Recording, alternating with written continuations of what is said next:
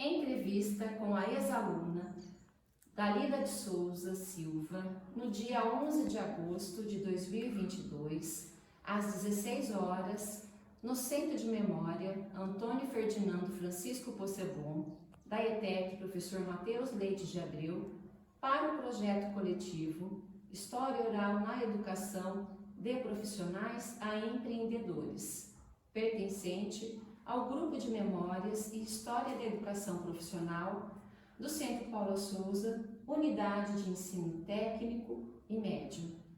Boa tarde, Dalila. Boa tarde. Com grande satisfação que realizo esta entrevista para estudo da nossa história, que ficará registrado em nosso Centro de Memória. Poderia nos contar sobre a origem familiar e social para essa entrevista de História Oral de Vida? Claro. Bom, eu sou a Dalila, né? Eu sou médica veterinária. Eu nasci em São José do Rio Preto, fui criada só pela minha mãe. Minha mãe foi mãe solo. E a situação financeira era bem difícil. Minha mãe era empregada doméstica, mas com muito carinho, amor e trabalho, ela sempre me criou da melhor forma possível. Eu estudava inicialmente na escola pública em Rio Preto, né? No bairro João Paulo II, e aí eu fiz lá até a 8ª série. Lá, assim, eu lembro que eu tinha uma professora que incentivava a gente, falava de faculdade, incentivava a gente a fazer um curso, fazer um técnico, que era a Dona Meire, que é uma professora que me marcou demais lá de trás. E aí um dia, no final de semana, eu vim passear em Mirassol, na casa de uns tios, e meu primo falou assim, vamos conhecer a escola agrícola? Eu falei assim, vamos! E eu sempre gostei muito de natureza, muito de animal, muito de verde, sempre quis ser veterinária. E aí eu cheguei aqui, e aí eu me encantei. Aí liguei pra minha mãe e falei, mãe, eu quero estudar aqui. E na época era esquema de alternância. Ela falou assim, mas como que você vai estudar aí? Eu não tenho como te mandar todo dia pra ir, né? Aí eu falei, não, já arrumei tudo, vou ficar na casa da tia Neide. Aí ela conversou com os meus tios, aí meus tios, não, vamos. Aí eu lembro que a gente não tinha dinheiro nem pra matrícula. E assim, era bem pouquinho. E aí meu tio falou assim, não, eu dou o dinheiro da matrícula. E aí eu comecei a estudar aqui. Na época tinha vestibulinho, mas naquele ano não foi necessário, alguma coisa assim. E aí eu comecei a estudar aqui e na época eu tinha prestado vestibular para uma outra escola técnica também do Centro Paula Souza, Filadélfia, que é em Rio Preto. E eu passei lá. Aí minha mãe falou assim pra mim, você tem certeza? Eu falei, mãe, mas eu gosto mais de mato do que de computador.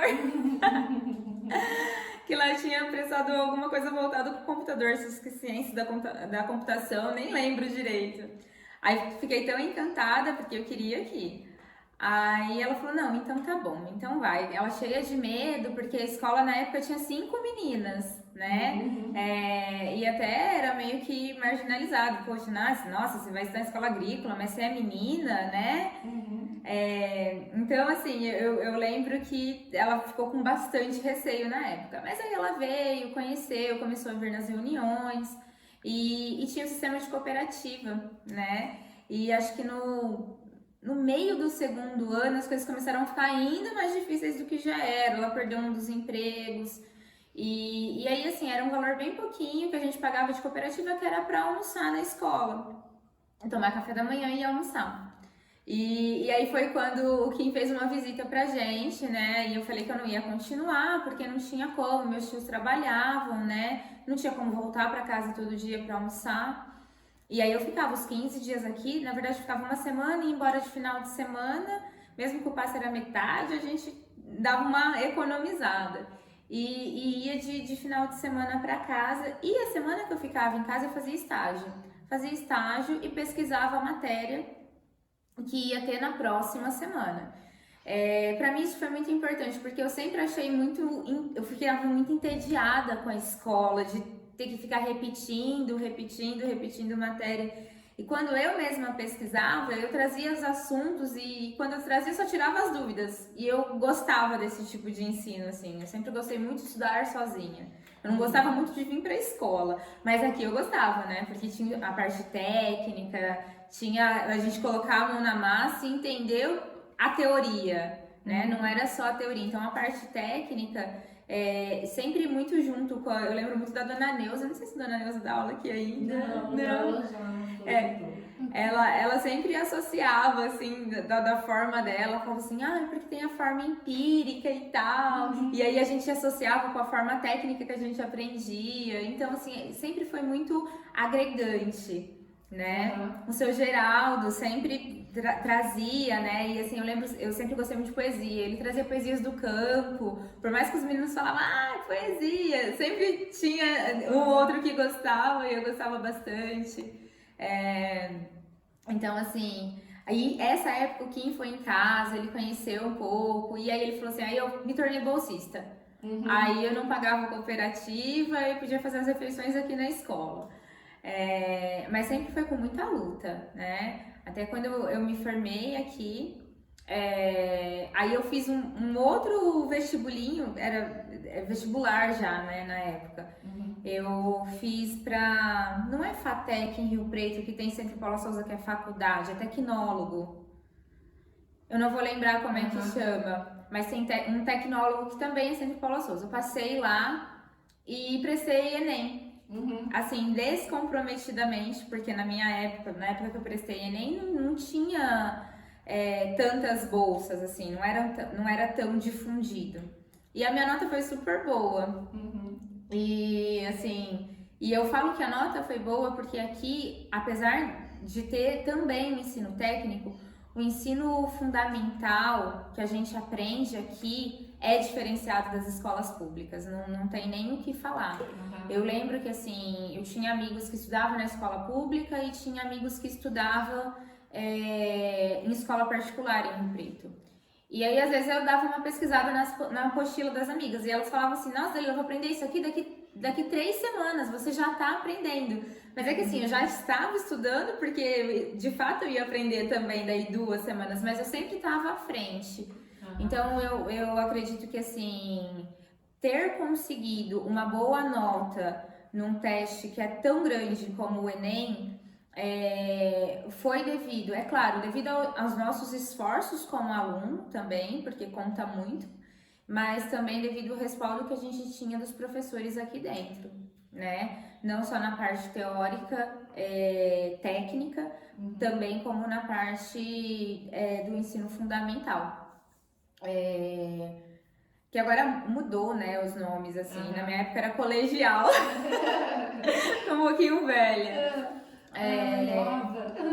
Aí eu consegui, eu tive acho que 96% de aproveitamento no Enem, e aí eu pude escolher qual faculdade que eu queria. E eu fiquei muito em dúvida na época, porque assim, eu coloquei veterinária, mas eu também coloquei agronomia.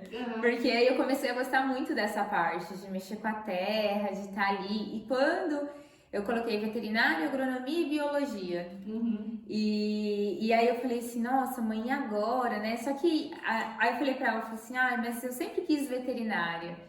E aí eu entrei pensando em animal de grande porte, né? Porque a gente tinha bastante convivência aqui. Na época tinha 3 ou 4 vaquinhas, mas a gente tinha convivência, tinha coelho, tinha, né, cunicultura, tinha as poedeiras, tinha a suinocultura, e era tudo muito aproveitante, assim, sabe? E a gente conseguia ver um sistema que, às vezes hoje eu falo assim, gente, não é possível que eles não veem isso. A gente conseguia fazer compostagem, fazer adubo com biodigestor. Eu falo, gente, isso é tão antigo e é tão básico, né? E aí precisa acontecer, por exemplo, uma guerra mundial para o pessoal começar a pensar numa coisa que estava ali o tempo todo, né?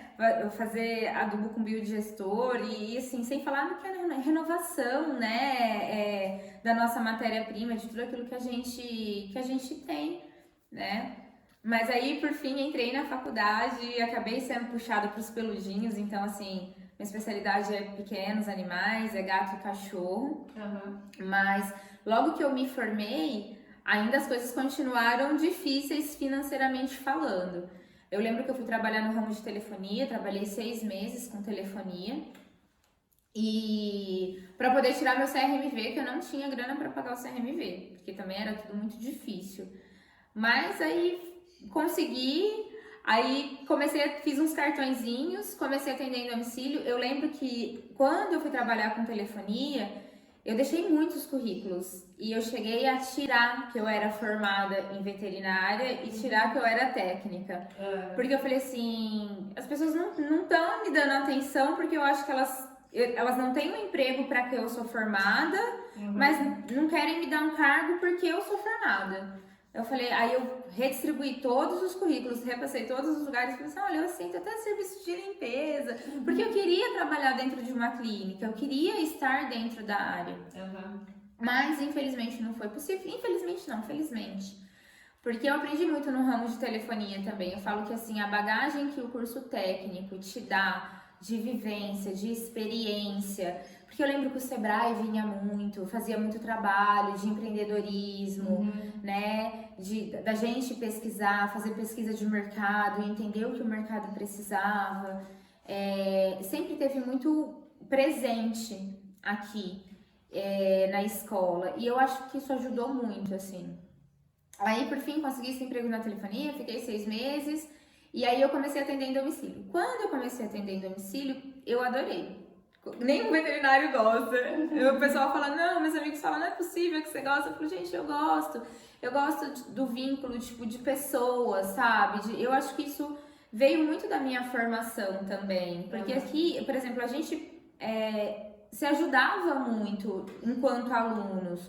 Muitas vezes a gente tinha dúvida e a gente esclarecia a dúvida da matéria que a gente tinha pesquisado nos 15 dias que a gente estava fora, entre a gente. Eu lembro que tinha um amigo, o Coroinha, ele era muito inteligente, o Coroinha e o Paulinho.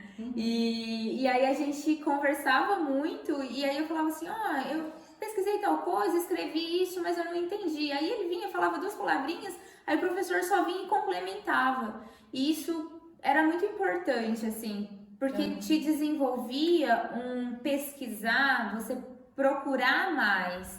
Eu acho que muitas vezes, assim, o professor dava uma matéria, por exemplo, de história, dava uma matéria e você acabava lendo um pouquinho mais da matéria. Então, você acabava agregando mais. Então, eu sempre falo, o aluno faz muito a escola, né? Eu falo que a gente que tem que batalhar pelo que a gente quer em tudo, né? Na vida, o que a gente quer de conhecimento. E conhecimento é uma coisa que nunca ninguém tira de você. E aí, por fim, aí eu comecei a trabalhar atendendo em domicílio. Eu ia de mototáxi na época, não tinha Uber, para ir rapidinho, para atender o cliente rapidinho, distribuir milhares de cartões. E atendia, fazer medicação, que tinha que fazer, se precisasse de uma internação, de alguma coisa. Eu fiz contato com algumas clínicas que eu tinha feito estágio ao longo da vida, da vida acadêmica, e encaminhava para as clínicas. Mas aí eu atendia e voltava de ônibus. Aí voltava, deixava o sanguinho no meio do caminho, terminava de chegar em casa, aí recebia o laudo do hemograma e tudo. Na época ainda nem tinha, quando eu comecei a trabalhar em Preto, não tinha laboratório específico veterinário. Era no laboratório humano que a gente deixava. E assim, eu falo que foi muito difícil o início, mas depois foi deslanchando, depois foi crescendo também, né? Assim, esse cuidado com o pet. Eu falo que em 10 anos, comecei a trabalhar tem 12 anos, mas de 10 anos pra cá, tudo evoluiu, tudo muito rápido, né? A gente ainda não é uma grande São Paulo, mas a gente consegue ter muita coisa, principalmente em Rio Preto, e a gente acaba atendendo cidades de outras, a região toda, né? Abordando um lugar maior. E aí hoje, aí devagarzinho, eu comprei meu primeiro carro. Aí quando eu comecei a trabalhar na área de veterinária, na verdade não era bem na área, eu consegui num pet shop como banhista. E aí eu atendia no pet shop como banhista, aí essa dona do pet shop me indicou para um outro pet para fazer serviços veterinários, para atender 2 horinhas, para dar orientação veterinária, para assinar RT. E aí eu consegui um outro, eu falei assim, bom, agora eu posso comprar meu carro, não preciso mais ir de mototáxi. Aí eu comecei a atender, aí eu ia de carro, aí eu já conseguia pegar o paciente, se precisasse de internação, se precisasse de cirurgia, eu mesma levava. E assim, eu gosto muito desse contato, porque você acaba se tornando um médico da família mesmo. Então, assim, muitas vezes recebe um exame deles e fala, Dalila, você me ajuda a entender, né? Você me ajuda? E aí fui fazendo algumas especializações, né? Ainda faço, porque assim, a gente não pode parar de estudar nunca.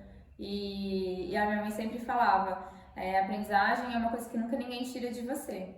E eu lembro que quando eu comecei a atender, que eu ia de mototáxi, a minha mãe sempre falava, não desiste, logo a gente vai comprar seu carro, logo a gente vai comprar seu carro. Uhum. E sempre me dando apoio, sempre me ajudando, nunca deixou desistir. E assim, eu falo que ela é a minha maior apoiadora, sempre foi a minha maior fã, né? Porque eu nunca desisti por causa dela, porque eu falava assim, ah, mãe, não vai dar certo, eu vou procurar um outro emprego, tá difícil, eu preciso começar a ajudar. E aí com isso, aí eu fui me tornando conhecida, aí eu comecei a trabalhar numa clínica. Aí eu fiquei 4 anos trabalhando numa clínica, mas eu não deixei de atender em domicílio. Eu gosto de atender em domicílio. E aí, que na clínica eu não conseguia me adaptar muito. Eu gosto de conversar, eu gosto de ouvir, eu gosto de entender, porque muitas vezes eu falo que o cliente ele te procura também pelo problema do paciente, né, do cachorro, do gatinho, mas muitas vezes ele te procura porque ele também tem um problema interno que ele precisa conversar, que ele precisa exteriorizar, e a gente como humano e cristão tem a obrigação de estender a mão.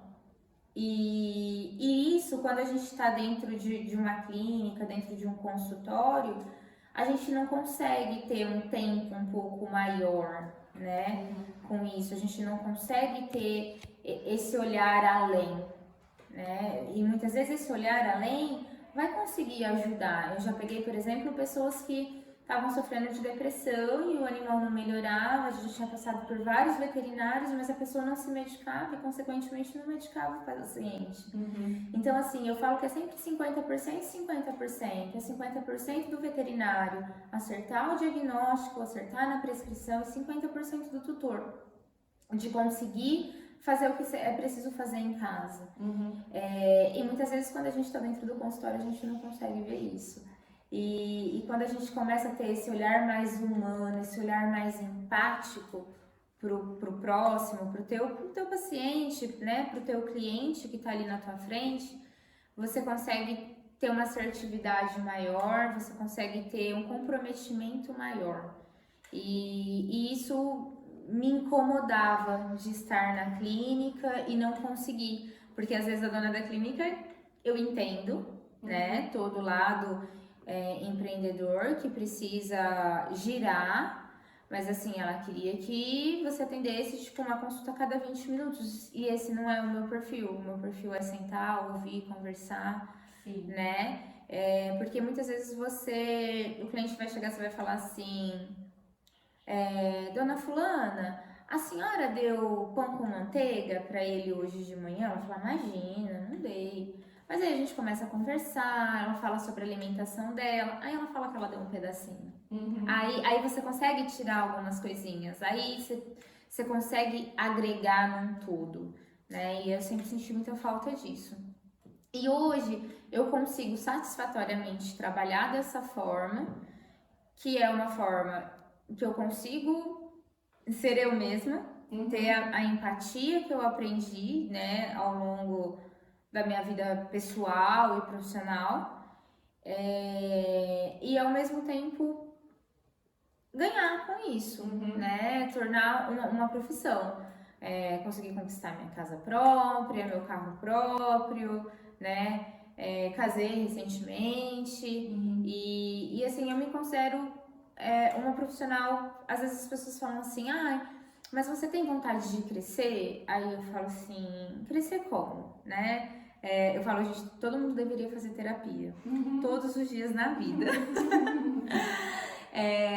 E às vezes o meu terapeuta fala assim, você tem que se olhar com a mesma empatia que você olha para o outro, Uhum. né? Então, assim, a gente tem que olhar pra gente, olhar de onde a gente veio. Eu morava numa casa na periferia, hoje eu moro numa casa num condomínio. Então, assim, eu consegui, com o meu estudo, com a minha luta, mudar de padrão de vida, né? Eu consegui deixar de ser uma menina pobre preta da favela, eu fico até arrepiada, para ser uma médica veterinária respeitada e conhecida, tanto pelos clientes quanto pelos profissionais. Então, assim, eu falo hoje, hoje dificilmente você fala para algum veterinário em Rio Preto, dos mais conhecidos, é a doutora Dalila. Ah, já ouvi falar, eu conheço. Então, assim, eu tenho um coleguismo e eu tenho a admiração, tanto dos meus colegas profissionais quanto dos meus clientes. Isso, para mim, é muito prazeroso. Eu devo muito tudo isso, a escola, a forma que eu aprendi a não ficar sentada, porque a escola te ensina a levantar e pesquisar, principalmente no nosso sistema de alternância, assim, não só, né, mas eu acho que principalmente nisso, porque assim, junto com tudo que a gente pesquisava, a gente ainda trazia estágio, a gente ainda trazia eu falo, por exemplo, tem jovem hoje que eles terminam a faculdade e eles só tiveram ali o estágio do último ano, que é obrigatório. E eu não, desde o primeiro ano eu tava tendo esse contato pessoa a pessoa, eu tava entendendo, eu tava tendo essa empatia, eu tava vendo que as pessoas, elas precisam ser ouvidas também, né? Então isso pra mim fez toda a diferença. E você se tornou assim uma microempreendedora. Sim, isso. Aí, né, quando eu comecei a trabalhar, aí eu comecei lá no mototáxi, aí logo eu fiz a minha MEI, né? Isso. E aí com a MEI a gente consegue ter alguns benefícios como microempreendedor, né? Então assim, a gente consegue ter tô sem capital de giro, a gente consegue ter um capital de giro. Preciso comprar um aparelho novo, preciso, né? Preciso de um aparelho de pressão, preciso de alguma coisa, a gente consegue ter essa facilidade no mercado, até mesmo de empréstimo, de fluxo mesmo, né? As políticas públicas locais contribuíram para desenvolver o seu sucesso? Olha, medianamente. Não vou falar que não, mas também não vou falar que sim. Certo. Para finalizar, eu gostaria que você nos deixasse uma mensagem. Uma mensagem. É tão cheio de carinho, assim, que eu falo, gente, valoriza, valoriza. Eu falo pra juventude, eu falo para cada um desses formadores que participou, assim, da minha formação. Eu agradeço infinitamente, eu agradeço muito, muito mesmo, porque às vezes a gente fala, a juventude está estragada, e eu escutava isso quando eu era bem novinha, e não, tem jeito, tem jeito, sempre tem jeito.